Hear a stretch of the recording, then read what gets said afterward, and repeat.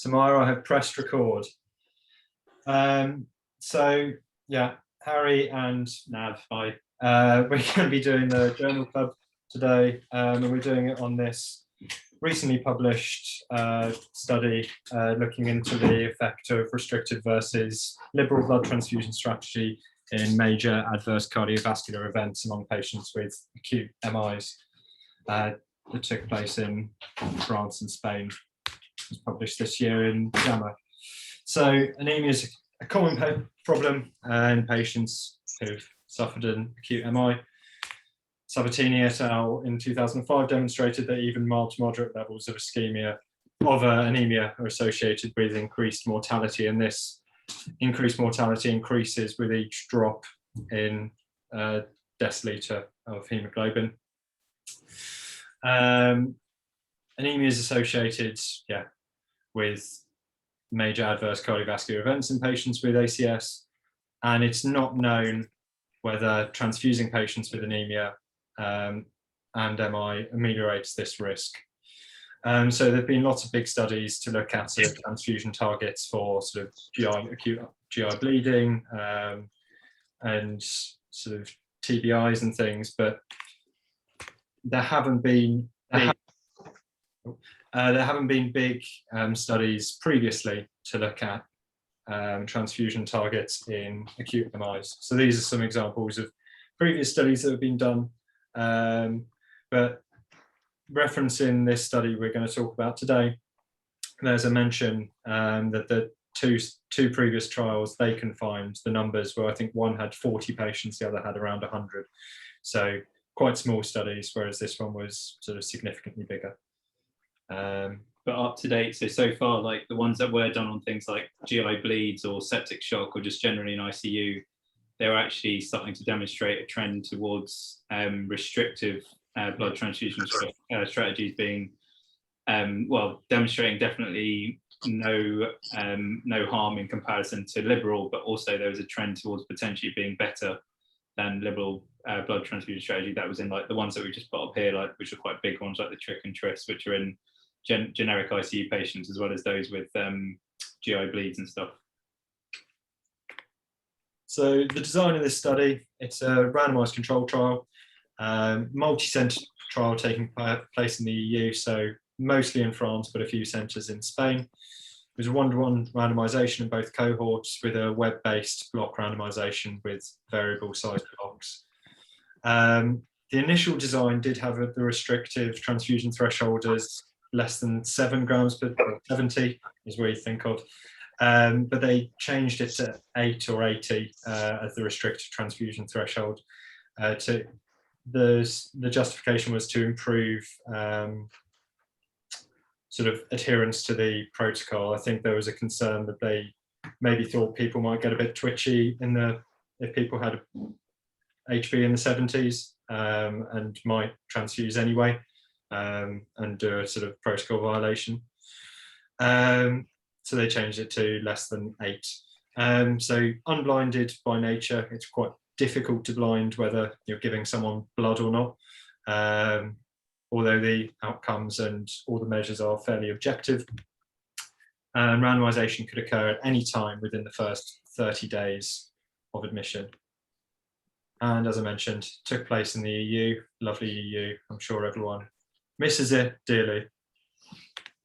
So outcome measures, the primary outcome measure was the composite, so major adverse cardiovascular events at 30 days. So included all-cause death, recurrent MI, emergency revascularization caused by ischemia, and non-fatal CVA. Analysis was as randomized and as treated rather than intention to treat, because this was a non-inferiority study.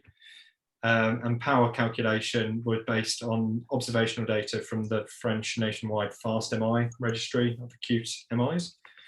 And from that, they believed that they probably need 600 patients necessary to achieve an 80% power for non-inferiority, and that extra 30 was a buffer, assuming that sort of 5% would either drop out or be protocol violations. So they were aiming for 630 to achieve the necessary power.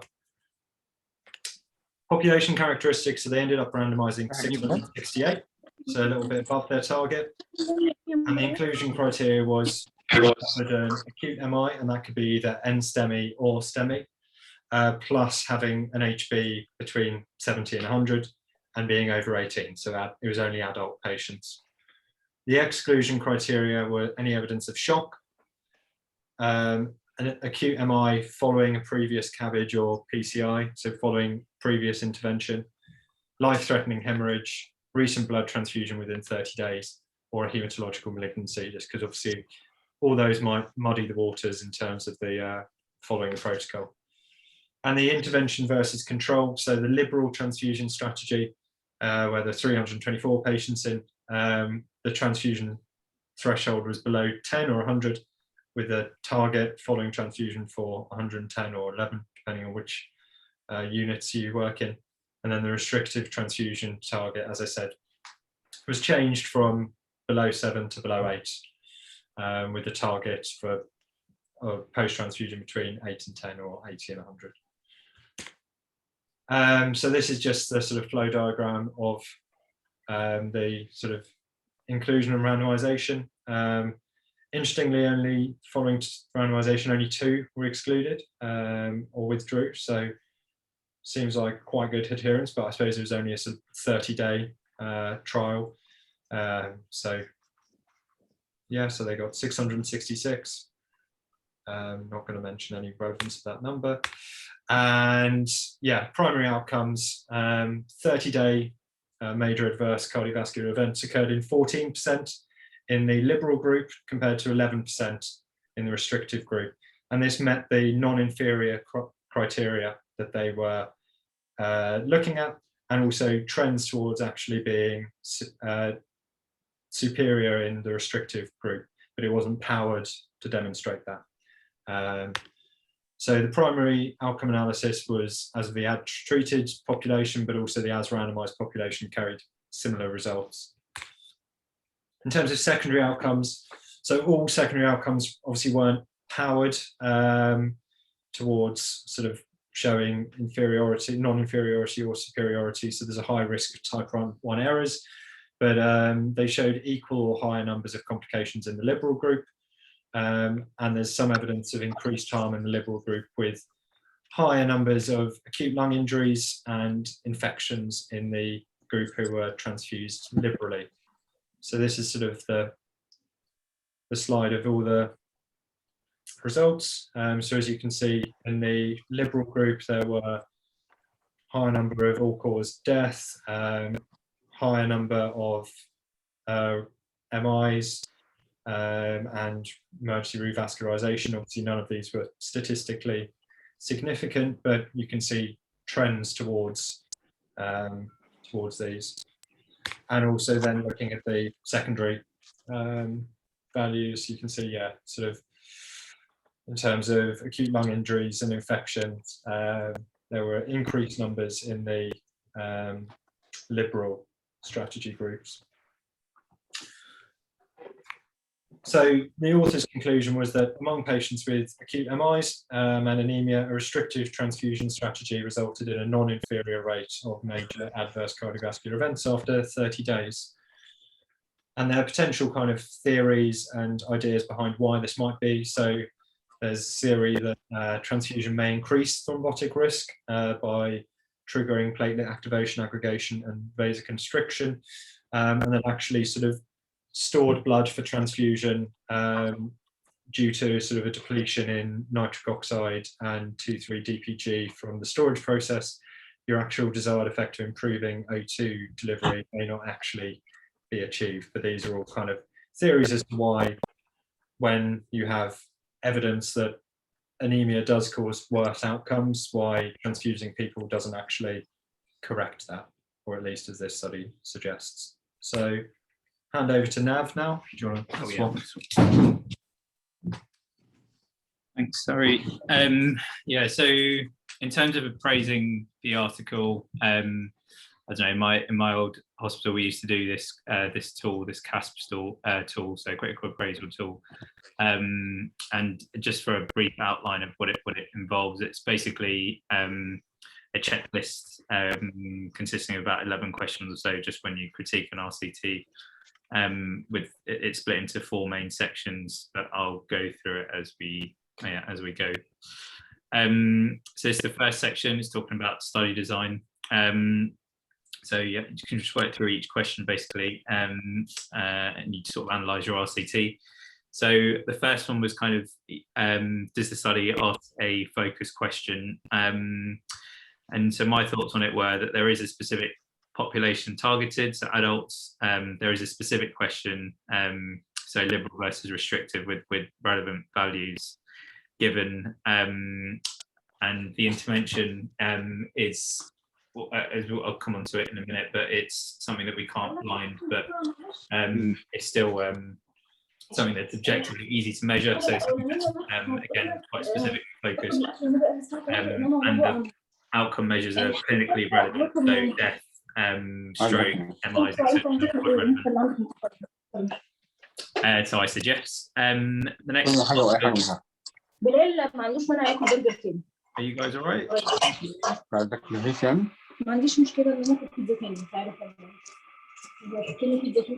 Marwan, I think your microphone's on. Marwan, I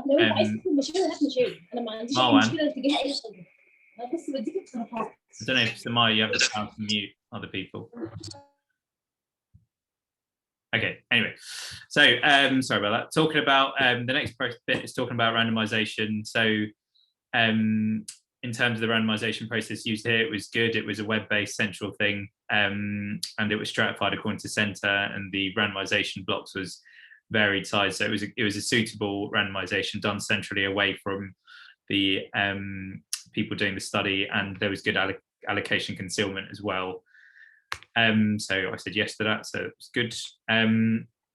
In terms of the participants entered, were they all accounted for? So I'll go through the flowchart in a minute, but the equivalent of intention to treat is what they did here. So analysis of as randomized as well as treated populations, and it's the equivalent of intention to treat in a non-inferiority study. So they did that, and they said that they were only going to come up with conclusions if both analyses were established non-inferiority, which they both did.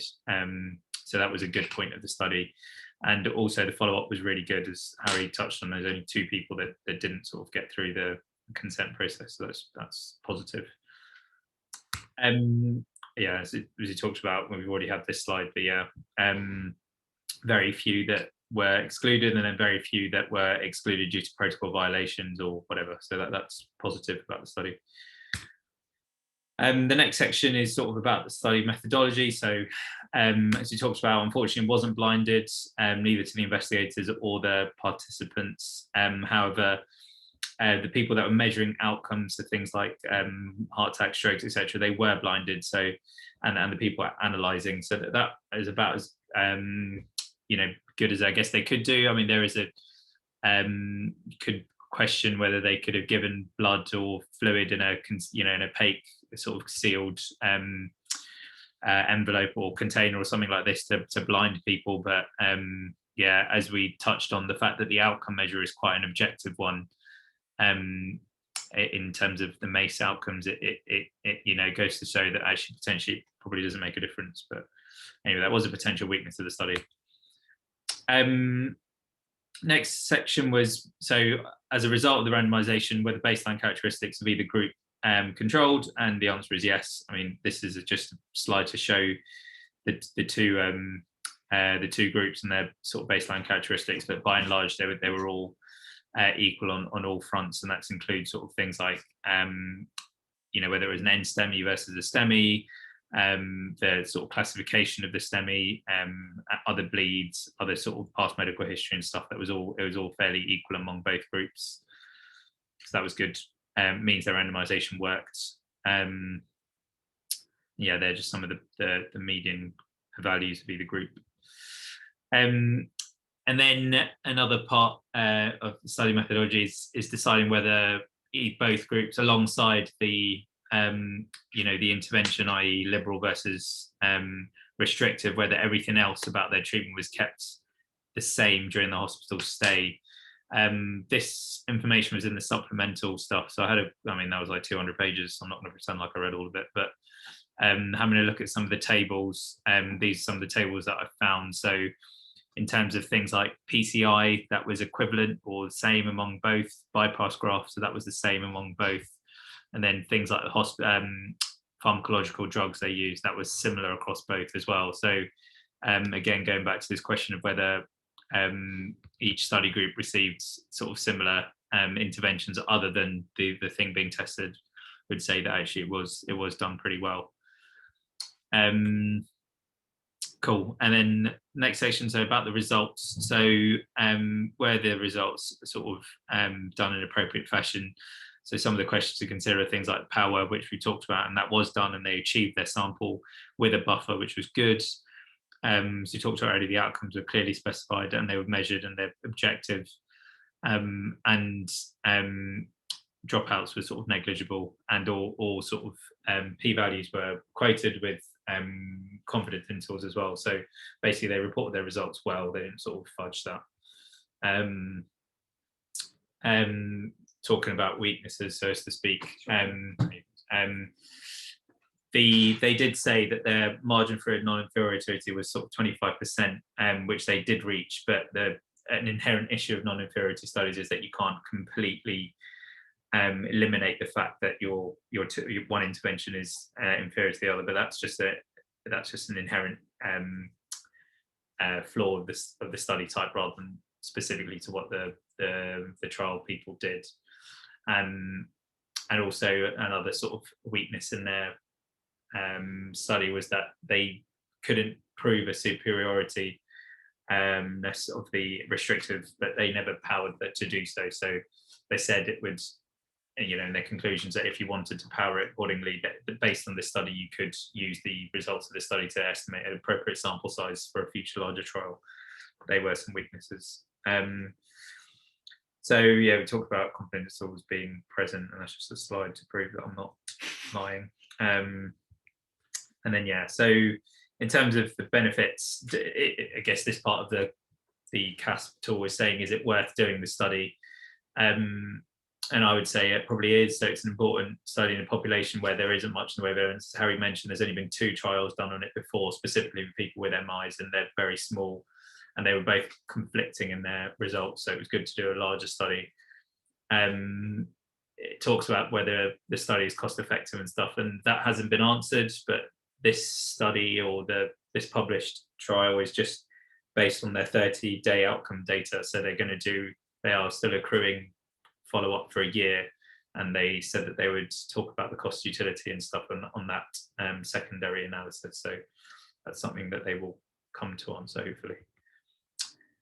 So the final section is whether the results of the study are relevant to us. So so they are sort of I think the study population, that their exclusion criteria was not vast. It was quite relevant stuff that was excluded. So I feel the study is generalizable, and they are probably different from what we see in ICU, in that we don't usually get people that post MIs or so, because they go to Kettering, or I think it's Kettering, that's our PCI service, or wherever. So we may not see them as much, but I mean, from looking at it, it was interesting. I don't know, I found it was interesting to see that there were trials already, like the Trick style in 1999, to say that restrictive versus liberal has already been somewhat answered in our ICU population. And there is growing evidence to say that, yeah, restrictive is just as good. So I say it is relatively applicable to our population, and this talks about how resource intensive it'd be to implement changes, and it wouldn't be really. In fact, it's cost saving because we're just using less blood. So yeah, this is just a quick summary of the strengths and weaknesses. I've touched on all, so I'm not going to read them all out again. But it was a pretty good study in overall, and their sort of general conclusions that we came to, like it's not definitive. I mean, I feel like this is a conclusion to any journal club, but it's not definitive. You probably need a larger trial, but there is growing evidence to say that restrictive is as safe, if not safer than liberal. In fairness to what we do already, I think our blood transfusion thresholds is 80 already with cardiac illness. So has it changed anything that we're going to do? Probably not. But it's good, as in we based that 80 threshold. Well, that 80 threshold so far is based on not that great data, but at least now we can say that we've got better data to prove why we're doing what we do. So yeah, that is that was the. Oh, I've got a gift from Zoom, mate. Anyway, that was the last slide. Are there any questions?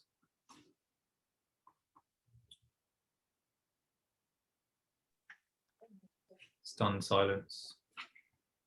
Can't blame them. Maybe it was. Any questions? Can I ask I'll ask a question. Does this trial, does it have any impact on the optimization of iron levels in heart failure patients? Like, obviously, since you don't want to give them liberal blood transfusion, does that have any impact on giving them iron or IV iron if they Iron. So this trial looks purely at HB. Yeah. It didn't go into sort of iron levels or even why they were anemic. There was sort of a analysis of the different groups to look at sort of potential reasons they were anemic, and they were fairly evenly split between the two groups, but it didn't sort of look into that particularly as whether one group fares better than others, sort of whether an iron deficiency anemia fares better than, say, a B12, whatever. But yeah, it didn't go into that, and I don't think it would be kind of powered for that either. Yeah, they also didn't use sort of IV iron or iron as a intervention. They were just measuring blood. Yeah, so yeah, it's quite a concrete question, quite a specific question. Yeah. So no, they didn't give any. It doesn't give any info about that.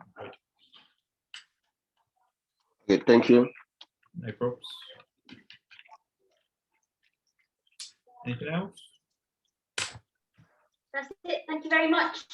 Cool. All right, we're going to try and stop recording. All right, we're going to stop. Thank you, everyone. Cool. Thank you.